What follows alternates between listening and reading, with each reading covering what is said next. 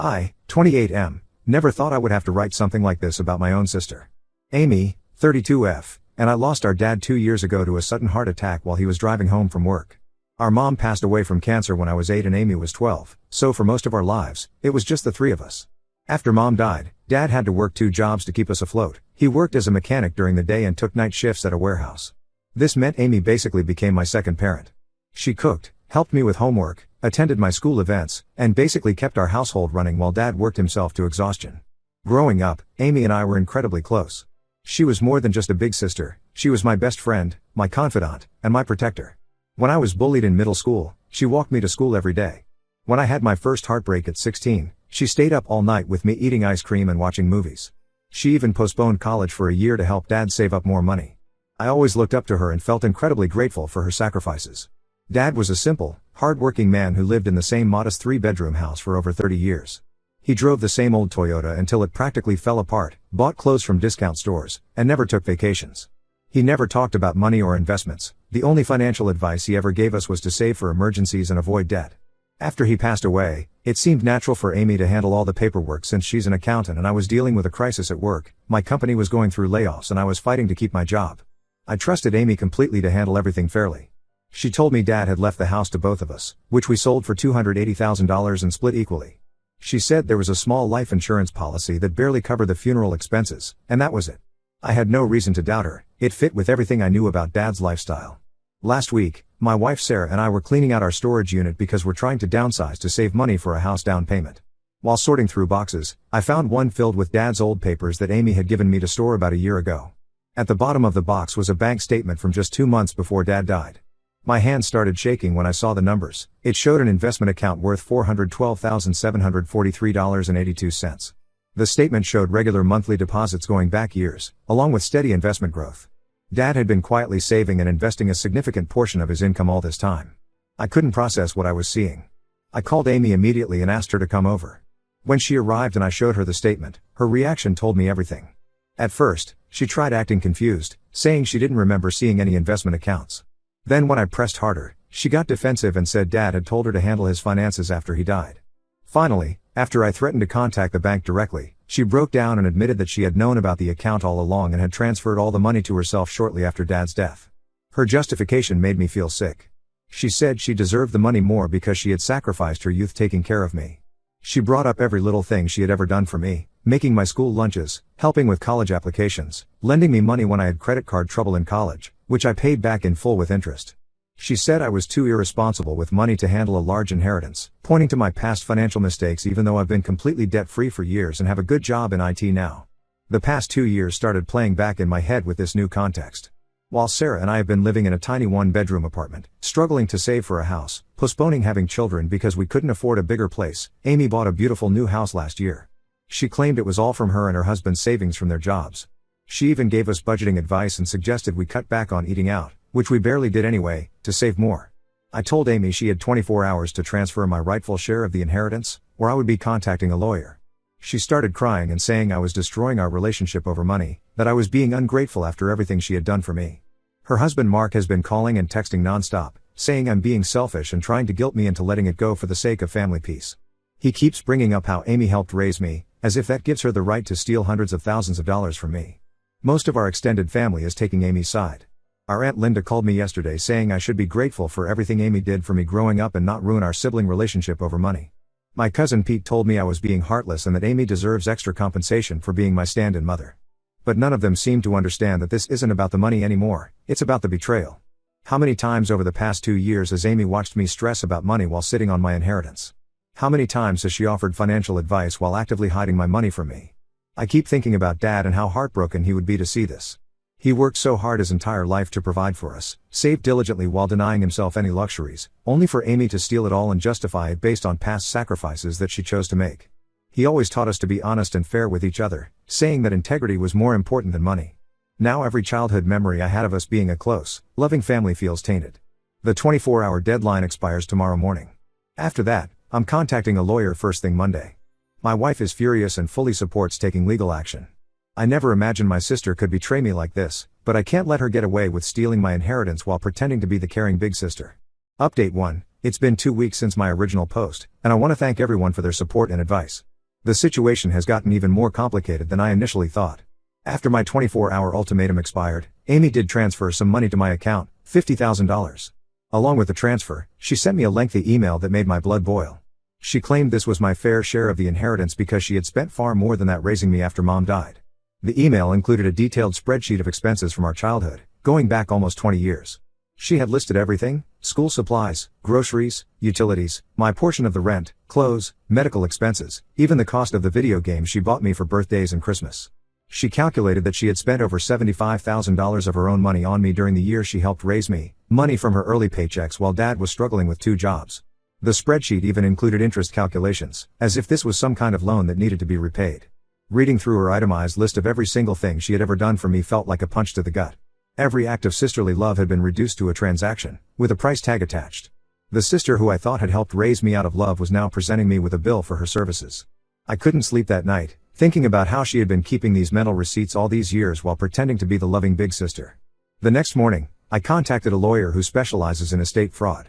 During our first meeting, he asked a crucial question that I should have thought of sooner: had I ever seen Dad's actual will? I realized I hadn't. Amy had handled everything and just told me what was supposedly in it. The lawyer immediately helped me request a copy from the county records. What we discovered made me physically ill.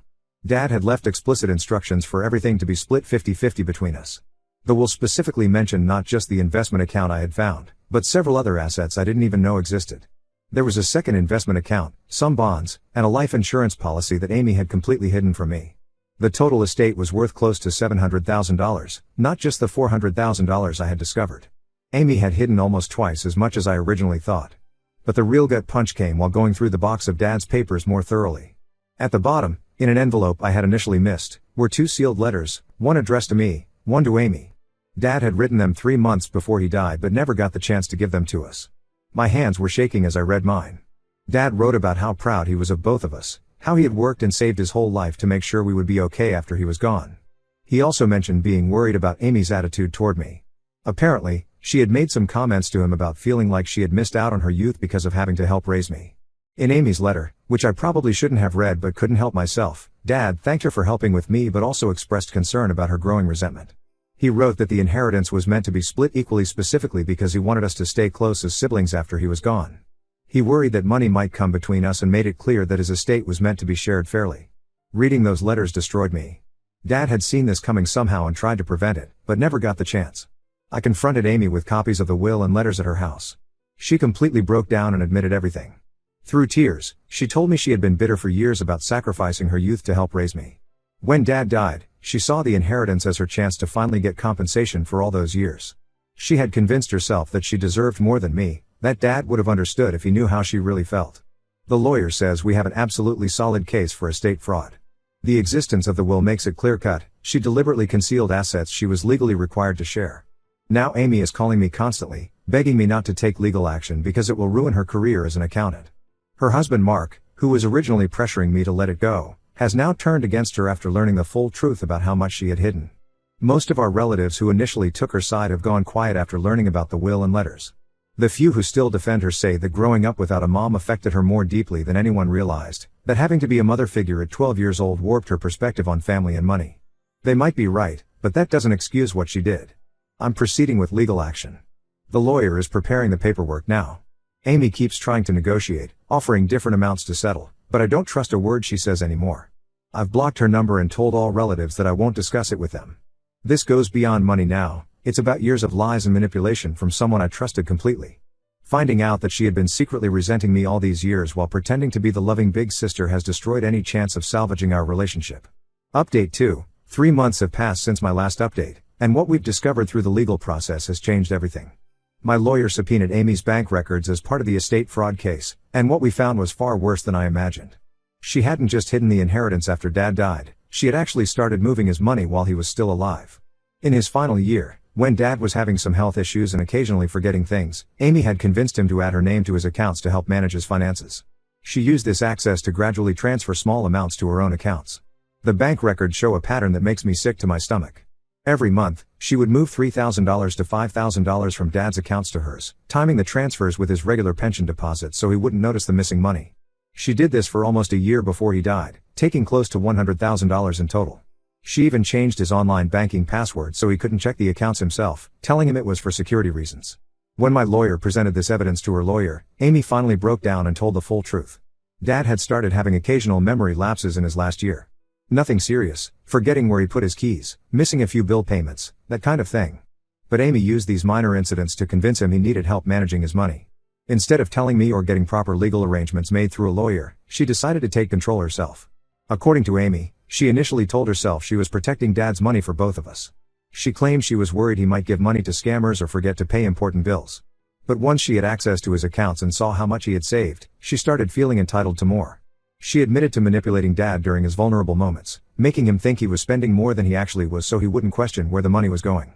The bank records also revealed something that made me even more furious.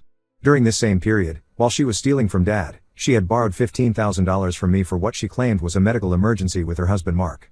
She paid me back eventually, but now I realize she was using Dad's stolen money to do it. She was literally using stolen money from our father to pretend she was paying me back. The lawyer says this changes everything legally. It's not just estate fraud anymore. What she did could be considered elder financial abuse since she took advantage of Dad when he was showing signs of cognitive decline. She manipulated him into giving her account access, then systematically stole from him while hiding his declining mental state from me. If we pursue this angle, she could face criminal charges. Mark finally reached out to me directly last week. He's filing for divorce after discovering Amy had been hiding money from him too. Apparently, she had been lying to him about their finances for years. He found out she had a secret account he never knew about, and now he's worried she might have been stealing from her accounting clients as well. Amy is now offering to return everything plus interest if I agree to drop the case. She sent me a long email explaining that she got in over her head and didn't know how to stop once she started. She claims she always intended to pay it all back eventually but kept finding reasons to delay. She's begging me to show mercy, saying criminal charges would destroy her life and career. Some family members are pressuring me to accept her offer. Our Aunt Linda, who initially defended Amy, now says that while what she did was wrong, sending her to prison won't bring Dad back.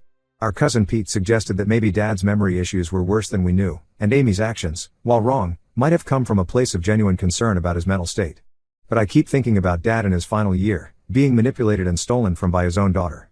While he was having those small memory lapses that frightened and confused him, his trusted daughter was using them to steal his life savings instead of getting him proper help. I also can't stop wondering, if he hadn't died when he did, how much more would she have taken? Would she have eventually cleaned out all his accounts? The lawyer says we have an extremely strong case if we want to pursue criminal charges. I haven't decided yet what I'm going to do, but I know one thing, I'll never be able to look at my sister the same way again. The person I thought she was never really existed.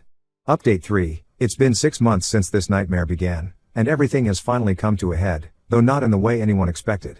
Amy checked herself into a mental health facility last month after having what Mark described as a complete breakdown. She apparently hadn't slept for days and was becoming increasingly paranoid about everyone finding out what she had done. The divorce proceedings between Amy and Mark revealed even more shocking information. She hadn't just been hiding money from him, she had been embezzling from several of her accounting clients for years. When the State Board of Accountancy started investigating her after Mark reported some irregularities he found, she completely fell apart. 3 of her biggest clients have already pressed criminal charges, and more may follow.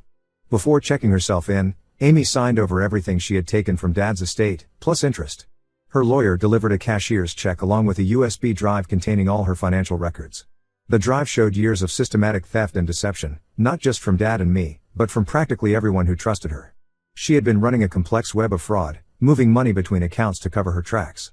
I also learned why she really needed that $15,000 loan from me 2 years ago. She had been gambling online, trying to win back money she had taken from one of her clients. Mark found dozens of online casino accounts in her name, with hundreds of thousands in losses. She had been stealing to cover gambling debts, then gambling more trying to fix her mistakes. It was a vicious cycle that just kept getting worse. Most of our relatives have stopped defending her actions entirely. Even Aunt Linda, who was her strongest supporter, admitted that Amy needs serious help beyond what family can provide. The few relatives who had sided with her initially have been calling to apologize to me, saying they had no idea about the gambling or the extent of her deception. I received a long letter from Amy last week, written from the facility where she's getting treatment. She finally explained everything, how she started gambling in her early 20s as a way to cope with the stress of being a surrogate parent, how it spiraled out of control, and how she had been living a double life for years. She wrote that she had convinced herself she deserved Dad's money as compensation for her sacrifices, but really she just needed it to cover her gambling losses. The hardest part to read was her admission that she had been planning to steal from Dad even before his memory issues started. She had just used his confusion as an excuse when she got caught. She ended the letter begging for forgiveness, saying she knows she doesn't deserve it but hopes someday I can at least understand that she was sick. I've decided to go no contact permanently. Some people, including my wife Sarah, say I'm being too harsh, that Amy is sick and needs family support to recover. But I can't forget how she manipulated our father in his final days, how she watched me struggle financially while sitting on stolen money, how she turned every act of sisterly love into a transaction she felt entitled to collect on.